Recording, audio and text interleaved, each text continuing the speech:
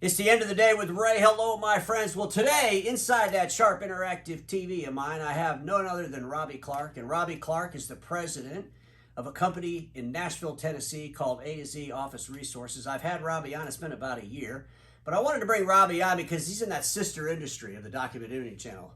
His industry sells supplies, office products, furniture to businesses. And with COVID and all the restraints and all the crap that went with that, I was interested to see how they're doing as an industry. Robbie, it's so fantastic to have you back on. How's it going, my friend?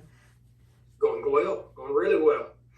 Well, you know, Robbie, it's been about a year since you've been on, and obviously, you know, COVID's pretty much, well, let's just say this, hopefully that crap's over with, okay? But the other thing is, you know, the supply chain issues we still have affecting everybody, probably your industry too. But give us a quick overview of what happened to you during COVID and the worst part. You know, how much were you down? Where are you at now? And how are things coming together for you as we get out of this mess we've all been in? Well, we took the initial hit Q2 of 2020. I think at worst we were down 22%. Filled in some holes with PPP and the COVID related items. That helped some. It came back a little quicker for us being in rural Tennessee. We didn't stay down as long as I think a lot of the other areas in the country did. We came back within 10% fairly quickly, then had the typical fall off around the holidays, and then 2021 was okay. We were fairly flat there, still down about 8, 9, 10%.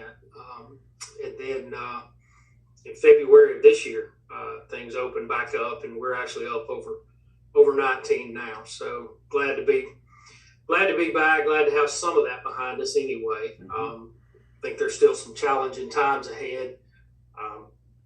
In every industry, the supply chain issues are there. Being able to fill positions, open positions in the company, that's a real issue.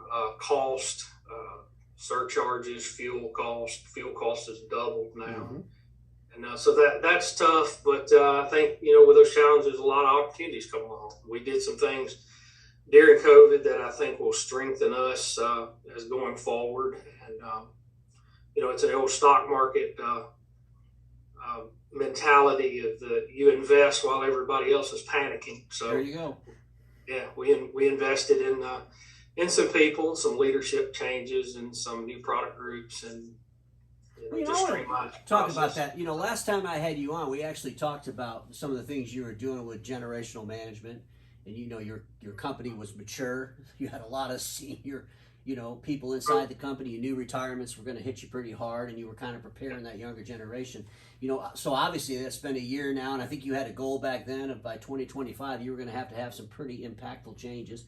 Are you on target for that? And how is it going managing this younger generation in a supplies business that a lot of people might think, do young people really want to do that? I think that the incoming generation, obviously the incoming generation is smaller than the outgoing generation. And I think the pandemic accelerated some of these retirement problems that we all knew we were going to be faced with. So we did have some really some new talent, some young talent waiting to catch some of that business. I think we've had 12 retirements in the last 18 months out of a sales force of about 50. We have defragmented a lot of that. We loaded up a lot of our existing reps with some of those accounts. We had some people ready to catch some of those accounts.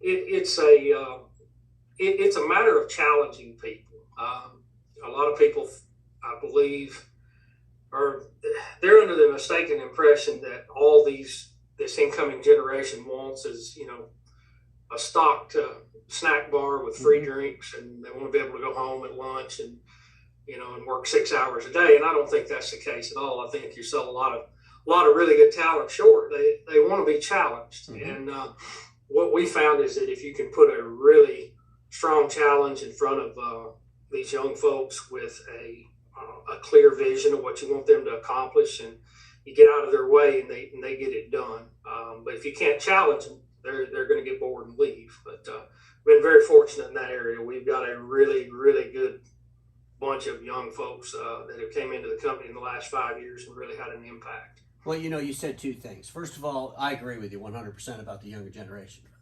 I think it's a bunch of old fools that think the younger generation needs to do the things that the old fools did back when we were young. The technology has allowed people to work a lot smarter. I always say the baby boomers built some phenomenal technology, and the younger generation, the millennials, are teaching us how to use it. But in all reality, the other thing you said was that, not only do you have to challenge them, but they have to have a clear vision of where the company wants to go. And as long as you can provide that and they're all on the same page, especially in industries that have been challenged, by innovation or just the times we're in today. I mean, your industry is having the same challenges we are. I mean, when I looked at your print business last time we talked, and just to put this in perspective, Robbie Clark's office supply business is in the tens of millions of dollars. It's not a little mom and pop, small company. It's a big, substantial company. But you were doing like $6 million worth of transactional toner business and printer business, no MPS tools, just, hey, you know what? Customers wanted to buy, or they go to your website and click buy now. They just wanted to buy this stuff, and you were smart enough to sell it to them the way they wanted to buy it. How is that number? Are you growing that? Is it shrinking? I mean, obviously print volumes are shrinking, but where are we at with your toner business? We haven't grown that much in the last couple of years.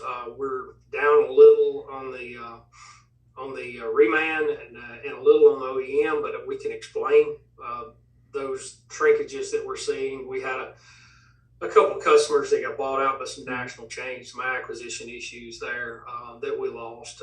Still selling a lot of Clover. Those guys have been great to work with. Converting a lot of business from OEM to the remans. We're within single digits of where we have been there. Which is pretty amazing. No MPS tools, no DCA tools, and I imagine out in some of those customers, all they want to do is get a bottle of toner or a cartridge and they're done. It's not that important to them. The world's not going to end, and you were able to figure that out, which is pretty. Some of the customers that we have buy it by the skid. Mm-hmm. We sell toner by the skid. Wow, crazy. Well, I guess those are the accounts that our industry walked away from because they couldn't get them on a 5-year lease that they could go prematurely upgrade after 3 years. Yep. So, Robbie, obviously, there's a big movement, remote work. Have you been able to capitalize on some of the supply business that workers use, even though they're going remote?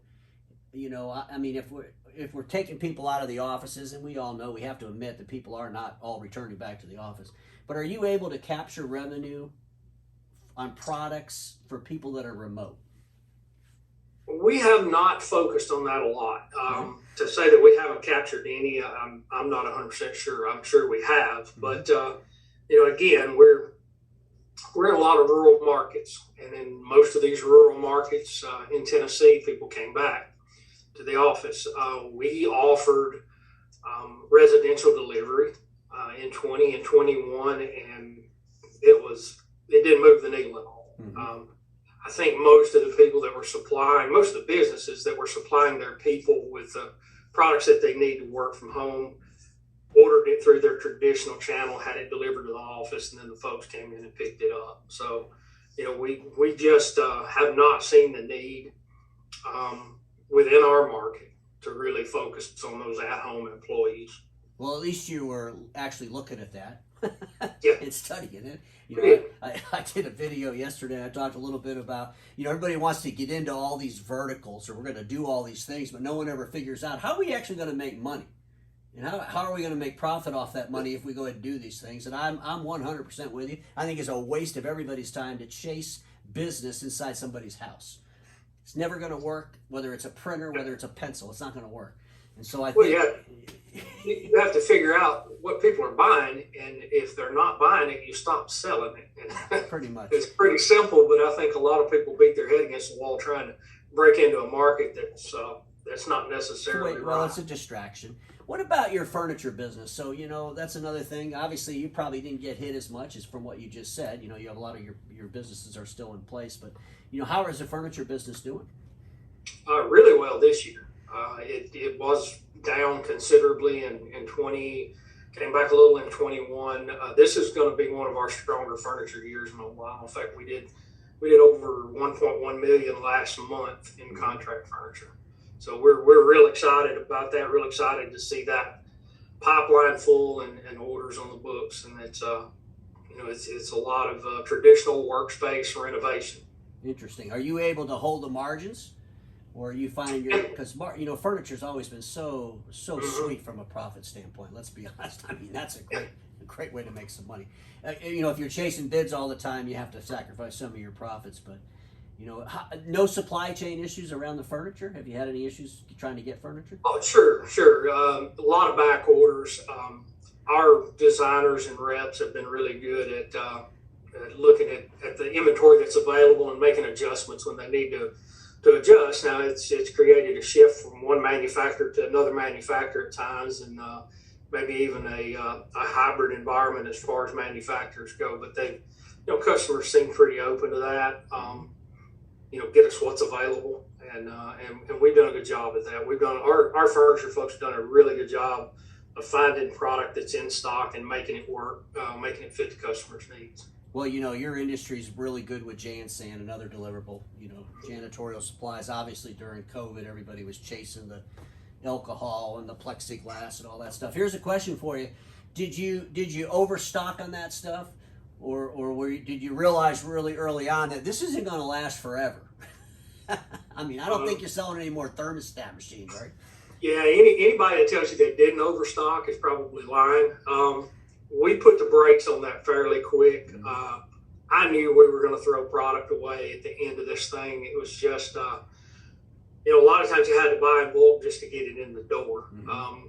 So we did some of that. We're going to have some product to donate, product to toss in the dumpster when this is all over. But I think in the grand scheme of things, we did much better than some of the horror stories we've heard of the warehouses being packed full. We did okay. We learned to say no pretty early on in the process. I think it goes back to what's the business plan, what's the model, how am I going to make money off of this, and if I overstock and I have to throw things away, that has to go to my cost. So.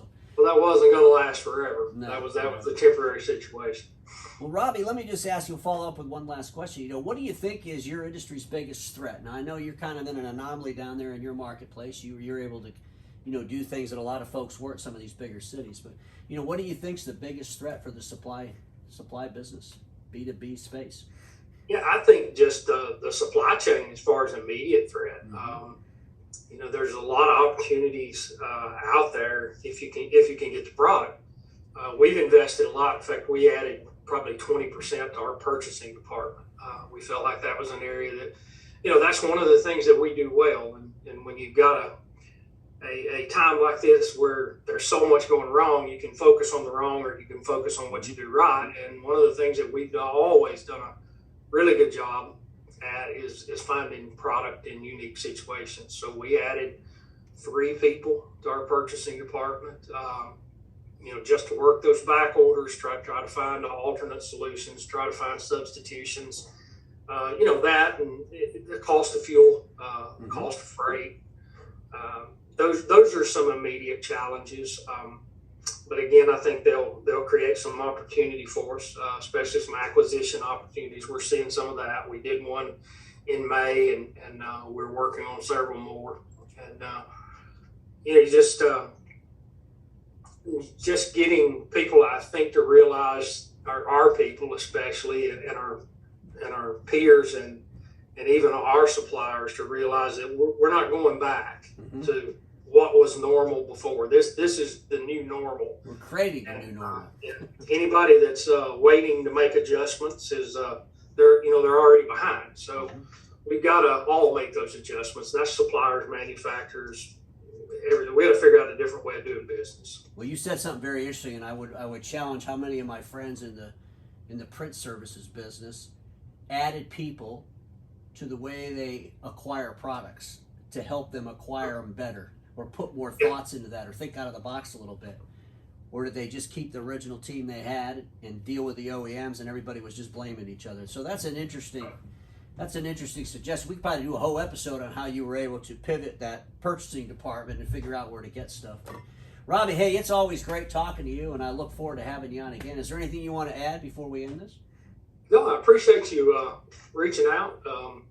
Enjoy your videos. Enjoy hearing the wealth of knowledge that they contain.